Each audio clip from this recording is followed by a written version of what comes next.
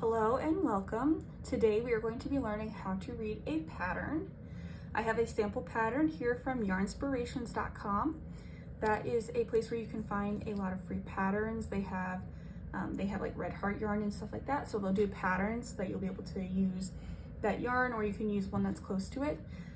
If you don't want to use a specific yarn, you can go to yarnsubstitutions.com and that'll tell you yarns that are like it if you're looking to go like it. If not, you should just gauge swatch. So we're going to start by learning how to read our pattern. Each one will have a title. So this one is the Easy Ombre Crochet Scarf. It'll also tell you who it's by.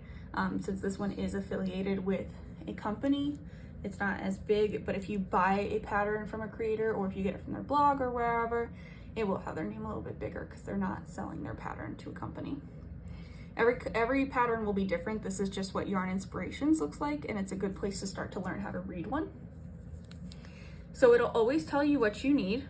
So this one is saying Super Saver Red Heart Yarn and Ombre. It does have a breakdown down here of the yards in case you want to use something else. Not everybody will have that.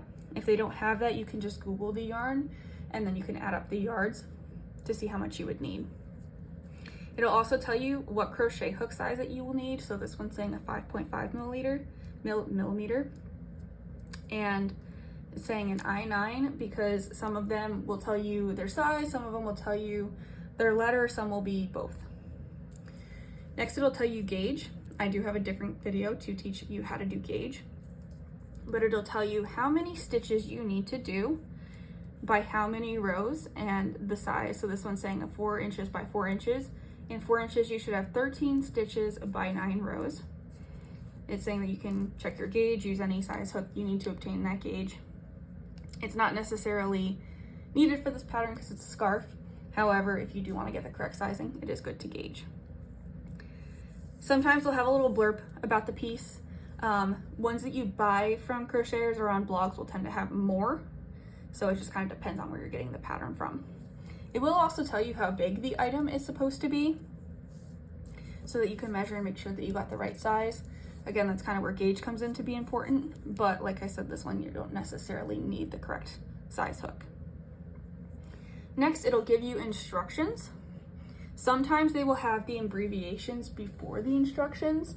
So the abbreviations will tell you like CH is chain, HDC is half double crochet, SC will be single crochet, DC will be double crochet, but it should just tell you on the pattern what they're talking about when they have the abbreviations in there. I know sometimes when you're reading patterns, you know, as a beginner, it looks really complicated, but you can always just reference down here. So it'll tell you, it'll say to start with whatever chain. A majority of them will start with a chain, some will start with a magic ring. All depends on which one you do. So this one's saying to start to chain, and then it'll tell you row 1. So this one's saying half double crochet because HDC is half double crochet in the 3rd chain from the hook. So you would count over and half double crochet in the 3rd chain. And then it says in each row or each chain across. So you'll half double crochet in each of those chains. You should have 22 half double crochets by the end. Some patterns will put this in parentheses and some will just say straight out, you know, 22 half double crochets, this many double crochets, this many single crochets, whatever it is that they're doing. The next one says to chain 2, and it tells you that this counts as a half double crochet here and throughout. So when you're doing your final count here of 22 half double crochets, you will count that as 1. So you only have to do 21 half double crochets from here. You would skip the first half double crochet because you're counting the chain 2 space as a half double crochet. And then you'll half double crochet in each stitch across and then turn.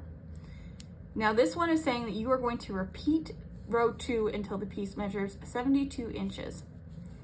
So, and this one's saying that the fringe doesn't count. So you would just go back to this row 2 and you're just going to keep repeating this step here until you reach the desired length. Some patterns will have you repeat with like brackets, some will have you do different things. Everything should kind of be laid out somewhere, but sometimes they will have brackets to have you repeat specific things in the pattern. Next, it'll tell you to finish with a yarn needle and to weave in all loose ends. It does say over here in little letters that you do need a yarn needle. Sometimes they will have a section specifically for items that you need, like stitch markers, a needle, a tape measure, different things. It'll tell you kind of what you need for the pattern. This one here just describes how to make the fringe.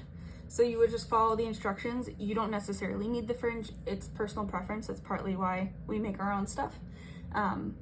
But you can kind of follow this if you want to make the fringe. But that is how you read a crochet pattern. I hope this helps a lot. I know this is a very confusing thing when you're starting out. They also do tell you, like, this is a beginner pattern. I did this on purpose because it's easier to read. But you can select like skill level, and a majority of patterns will tell you what skill level it is. I hope this helps, and happy crocheting!